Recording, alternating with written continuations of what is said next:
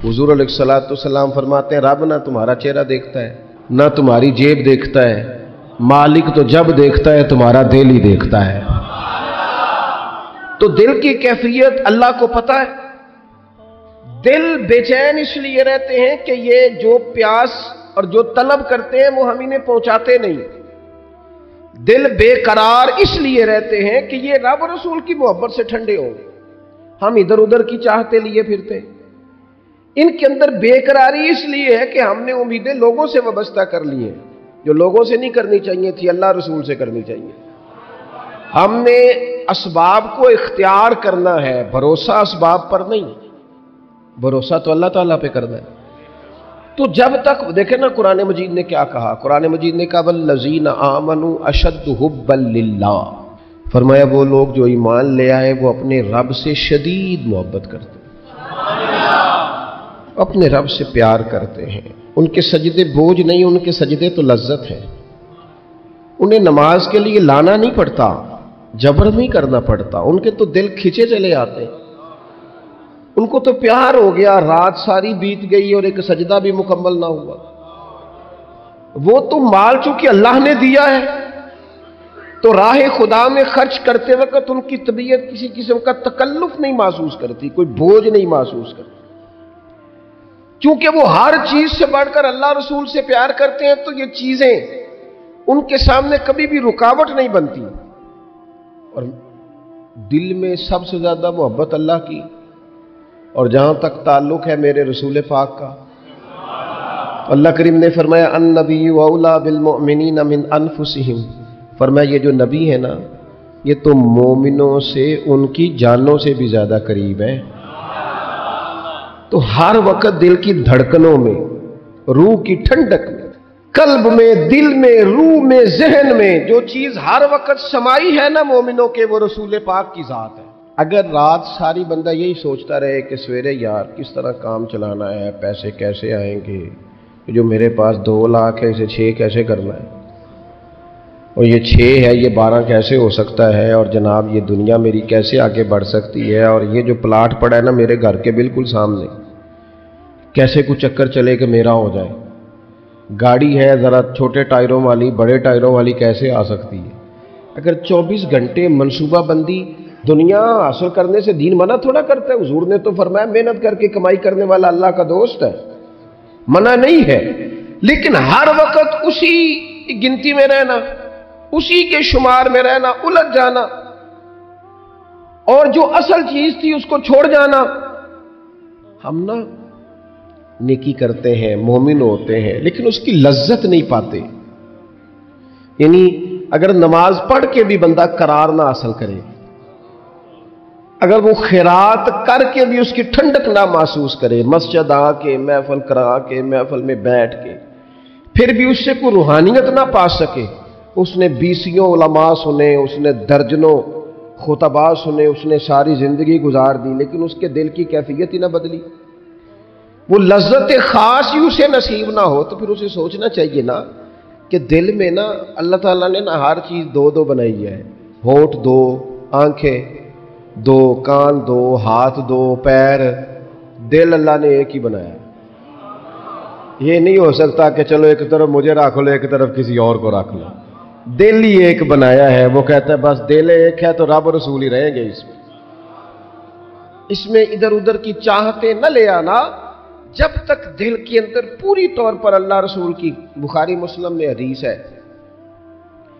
नबी पाक अलैहिस्सलाम ने फरमाया अगर तुम चाहते हो ना तुम्हें ईमान की लज्जत नसीब हो, आप ज्यादा गौर करें मेरी बात पर। एक है खाना, एक है मजेदार खाना, एक है मोमिन होना और एक है मोमिन होने का मजा आना, लज्जत नसीब होना कि मैं साहिब ईमान हूं।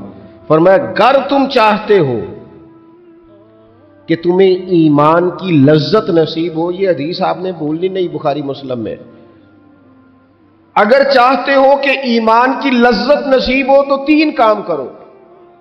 या रसूल अल्लाह सल्लल्लाहु ताला अलैहि वसल्लम कौन कौन से?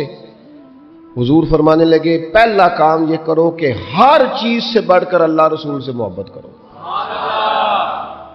لیکن یہ نیرا نعرہ نہیں لگانا، یہ غور کرنا ہے، پیسوں پر اچھی طرح غور کر کے سوچ لینا ہے کہ پیسے زیادہ پیارے ہیں کہ اللہ رسول، یہ غور کر لینا۔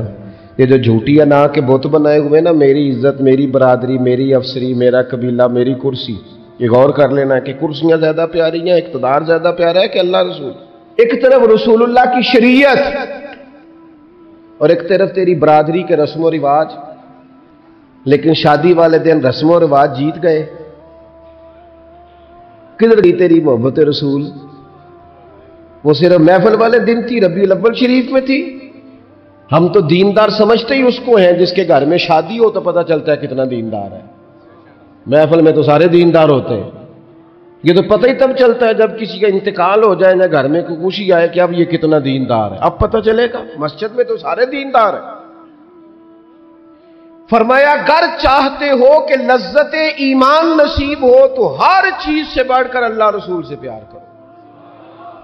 اور دوسرا فرمایا جس سے بھی پیار کرو نا، اللہ رسول کی رضا کے لیے کرو۔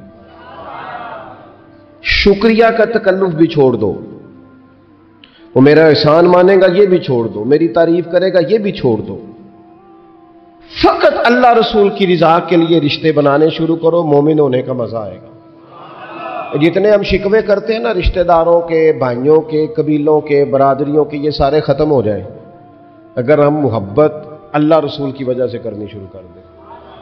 اگر بنیاد اللہ رسول کی رضا ہو تو ہماری طبیعتوں میں کسی کے لیے نفرت پیدا نہ ہو، بے ادبی پیدا نہ ہو، کوئی ایسا ماحول نہ ہے۔ کیوں کہ ہم ڈائریکٹ پیار ہی نہیں کرتے، ہم جس سے بھی پیار کرتے ہیں درمیان میں رب و رسول کو رکھ کے کرتے ہیں۔ اور حضور فرماتے ہیں قیامت کے دن رب اعلان کرے گا، اللہ فرمائے گا وہ کہاں ہیں جو دنیا میں میری رضا کے لیے آپس میں پیار کرتے تھے؟ یا اللہ کیا ملنے والا ہے؟ اللہ فرمائے گا آج میرے عرش کے سائے کے علاوہ سایہ کوئی نہیں، جو دنیا میں میری رضا کے لیے آپس میں پیار کرتے تھے انہیں آج میں اپنے عرش کا سایہ عطا کروں گا۔ تو اگر ایمان کی لذت چاہتے ہو، ایک تو ہر چیز سے بڑھ کے اللہ رسول سے پیار کریں، ایک جس سے بھی پیار کریں اللہ رسول کے لیے کریں، اور دوسرا فرمایا مومن ہونے کے بعد، کلمہ نصیب ہونے کے بعد، ایماندار ہونے کے بعد کفر کی طرف جانا اتنا ناپسند کریں، اتنا ناپسند کریں جتنا کوئی آگ میں جانا ناپسند کرتا ہے۔ ایک بزرگ تھے، ہمیں تفسیر پڑھایا کرتے تھے، تفسیر کے استاد تھے۔ میں نے ان سے ایک دن کہا، میں نے کہا حضرت صاحب کچھ باتوں میں نا میں اڑ جاتا ہوں، میں اپنے آپ کو اتنا لائق نہیں سمجھتا، تو کہیں کہیں نا ذہن الجھ جاتا ہے، تو کبھی الجھ جاتا ہوں۔ ایک سوال کئی دنوں کا ہے، اصول تفسیر کا مسئلہ ہے، تو ذرا کچھ چیزیں ایسی ہوتی ہیں بزرگ کہتے ہیں جو کتابوں سے نہیں ملتی، صرف سینوں سے ملتی ہیں۔ کورس تو فقط لفظ ہی سکھاتے ہیں، یہ آدمی ہے جو آدمی بناتے ہیں۔ میں نے کہا صاحب یہ سمجھ نہیں آئی کہ یہاں بھی صاحب وہاں بھی صاحب۔ کہنے لگے جی کس طرح؟ میں نے کہا جی یہاں قبر میں بھی سوالوں کے جواب اور پھر قیامت میں بھی۔ مجھے کہنے لگے جاؤ امام راضی کی تفسیر اٹھا کے لاؤ۔ میں تفسیر ان کے سامنے لا کے رکھی تو کہنے لگے یہ سیدنا یوسف علیہ السلام کا واقعہ ذرا دیکھو تفسیر یوسف میں، اس میں ایک عجیب بات لکھی ہے۔ حضرت یوسف علیہ السلام کے زمانے میں قحط ہو گیا، تو جناب یوسف علیہ السلام نے، چونکہ آپ اللہ کے نبی تھے پہلے سے جان گئے قحط ہوگا، تو حضرت یوسف نے گندم پہلے سٹاک کر لی تھی بہت زیادہ۔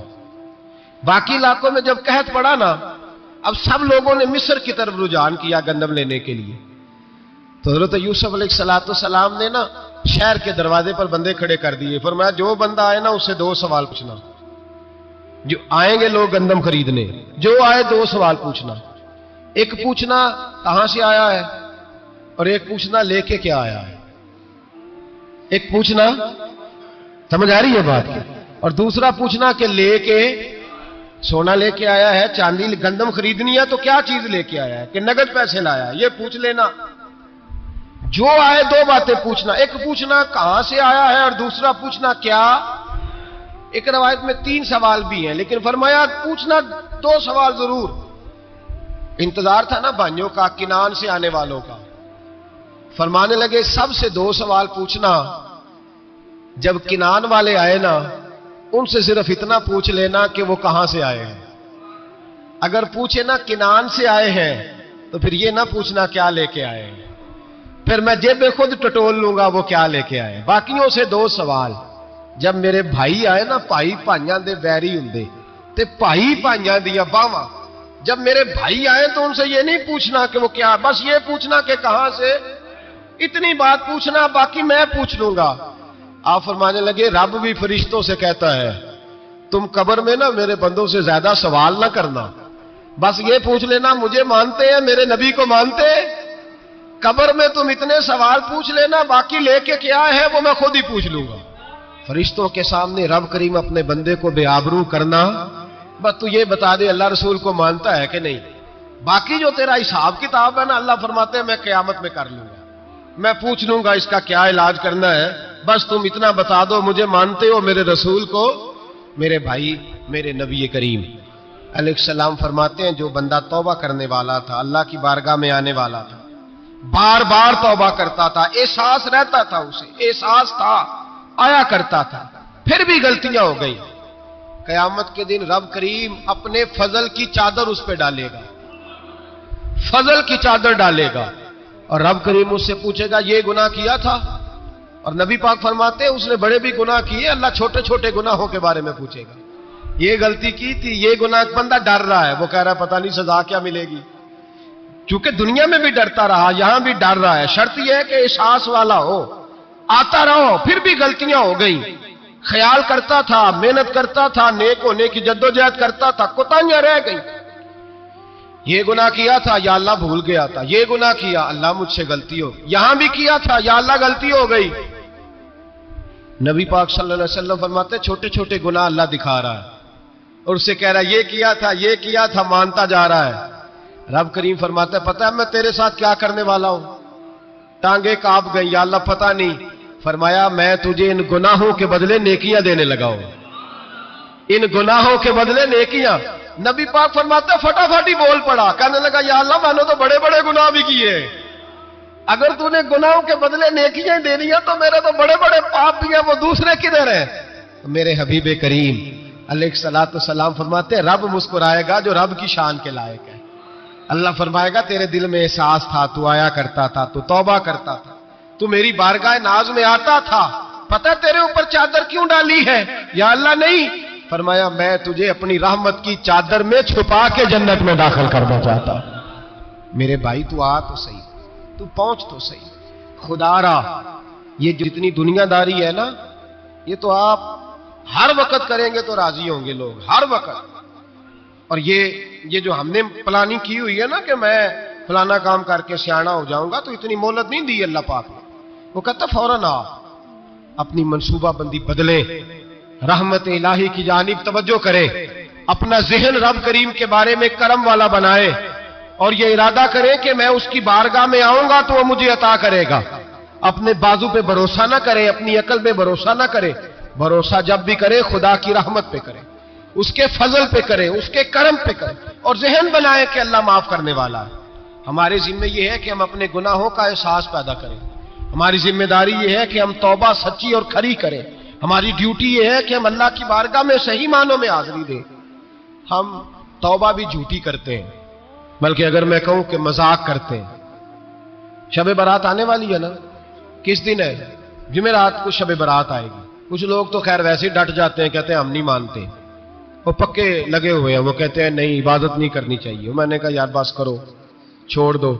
اب اللہ کی عبادت کرنے کے لیے بھی تم سے سند لینی پڑے گی کہ مولوی صاحب اجازت دیں, نفل پڑھ لیں, اجازت لینی پڑے گی. اور بندے بڑے سمجھدار ہیں, وہ کوئی سیاسی بندہ دوسری پارٹی کا آ جائے تو اسے مطمئن کر لیتے ہیں. کچھ بسرا دوسری جماعت کا مسئلہ پوچھ لے, کہتے ہیں مولوی صاحب پوچھ کے دساں گا. موٹی سی بات ہے, شبرات کو کیا ہوتا ہے؟ عبادت. کیا ہوتا ہے؟ بول کے بتائے. یہی ہوتا ہے نا, تو اس کے لیے سرٹیفکیٹ کی ضرورت ہے جی. والذین یبیتون لربہم سجدا وقیاما, اللہ فرماتے ہیں میرے بندے ساری رات گزار دیتے ہیں یا قیام کرتے ہوئے یا سجدہ کرتے ہوئے. اس کے لیے سرٹیفکیٹ کی ضرورت ہے. بڑی جلدی مسئلہ پوچھنے آ جاتے ہیں لوگ. ہاں, ایک وہ ہے جو مانتے ہی نہیں سرے سے, ایک وہ ہے جو بڑا عجیب مانتے ہیں. وہ کہتے ہیں شب رات ہے چھوٹا گوشت ہی نہیں مل رہا دکان سے. بھئی شب برات گوشت کھانے کا دن ہے, حلوہ کھانے کا دن ہے شب برات, موج کرنے کا دیہڑا آ گیا شب برات. شب برات آئی ہے, پہلے کلو گوشت آتا تھا, 2 کلو لے لو. یہ کون سا طریقہ ہے شب برات منانے کا؟ اور پھر شب برات منائی جائے گی. معراج شریف سے پٹاخے چل رہے ہیں روز شام کو, چلتے ہیں نا؟ نہیں, میں کہ مینوں غلطی لگتی, تسی بولے نہیں نا. چلتے ہیں پٹاخے. کون بیچتا ہے پٹاخے؟ ہندو, سکھ, یہودی. چلاتا کون ہے؟ کس نے کہا ہے چلانے؟ اس میں کوئی کسی فرقے کا بھی اختلاف نہیں ہوتا. ڈرنا چاہیے اللہ پاک سے. اللہ جہنم کی آگ ٹھنڈی کرتا ہے, ہم جلاتے ہیں شب رات کو. رب فرماتا ہے ٹھنڈی ہوگی, ہم جلا رہے ہیں. بچے پٹاخوں کے پیسے پڑوسی سے لے کے آتے ہیں کہ ہم سے لیتے ہیں؟ ہم منع کیوں نہیں کرتے؟ جوتے نہ پالش کرنے پہ تو تھپڑ لگتے ہیں, تو پٹاخے والے بچے کو نہیں پوچھا جا سکتا؟ باپ کی ذمہ داری ہے. اور محدثین نے مسئلہ لکھا ہے, اگر بچہ نابالغ کوئی غلطی کرتا ہے تو اس کا باپ ذمہ دار ہے, جواب دے اس کی جگہ پہ. ان کو سمجھائیں. شب برات آئے گی, پھر توبہ ہوگی, ہر مسجد سے رونے کی آواز آئے گی, زور زور سے لوگ روئیں گے, تڑپیں گے, اجتماعات ہوں گے, بڑے بڑے اجتماعات ہوں گے. توبہ کریں گے لوگ, کریں گے نا انشاءاللہ تعالی. آئیں گے نا لوگ مسجدوں میں. پھر سویرے جھوٹ بند ہو جائے گا نا, اگلی صبح ملاوٹ ختم, کم تولنا ختم. یہ کیسی توبہ ہے؟ وہ دکاندار جو شبرات والے دن غلط سوجی فروخت کر رہا ہے, ملاوٹ والی چینی بیچ رہا ہے, تاکہ دوائیوں میں دھوکہ دیتے ہیں لوگ, دوائیوں میں دھوکہ دیتے ہیں.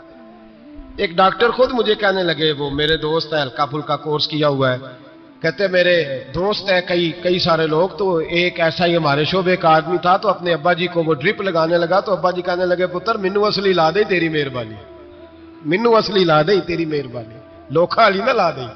یہ حال ہو گیا ہے. مجھے بتائیں وہ قوم اخلاقی طور پہ کتنی گر چکی ہے جو دوائیوں میں زہر بیچتی ہے, دوائیوں میں. اور میں انشاءاللہ کسی موقع پر تفصیل سے اس پر گفتگو کروں گا, بڑی تفصیل سے. میں نے بہت سی معلومات اکٹھی کی ہیں کہ کتنا ظلم کرتے ہیں یہ لوگ, لکھنے والے بھی, لانے والے بھی, بیچنے والے بھی, کتنے بڑے مجرم ہیں. صحت کے ساتھ کھیلتے ہیں. صحت 12 لام دام برسرے. مطلب جس آدمی نے دھوکے کا مال لا کے رکھا ہے شبرات والے دن کے رات توبہ بھی کرنی ہے اور سویرے یہ بیچنا بھی ہے, وہ توبہ کرنے آیا. جس نے دھوکے کا مال لا کے رکھا ہے کہ سویرے بیچنا ہے اور رات توبہ بھی کرنی ہے, وہ توبہ کر رہا ہے کہ مذاق کر رہا ہے؟ توبہ میری توبہ, استغفر اللہ, یا اللہ معاف کر دے, اونچی اونچی آواز میں رو رہا ہے, اور سویرے سارے چکر وہی ہیں. یہ کیسی توبہ ہے؟ توبہ کیا ہے؟ میرے نبی پاک علیہ السلام کے غلاموں نے توبہ کی تقسیم کی. حضرت حسن بصری سے کسی نے پوچھی توبہ کیا ہے, تو آپ نے فرمایا توبہ یہ ہے کہ جب تو توبہ کر لے تو پھر اس جگہ نظر نہ آنا جہاں کھڑے ہونے سے رب رسول ناراض ہوتے.